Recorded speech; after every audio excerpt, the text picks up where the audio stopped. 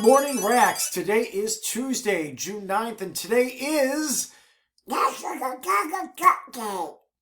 So I hope you have a great Goggle Duck Day. I could do the rest in duck voice, but I really don't feel like doing that. So let's just go into the Three big things. Counselors Connect keeps talking about respect and honoring the uniqueness of each person and accepting their differences and kind of living in them. Speaking of living in things, we're going to have a live graduation. It's going to be happening at school. More info to come this week on that.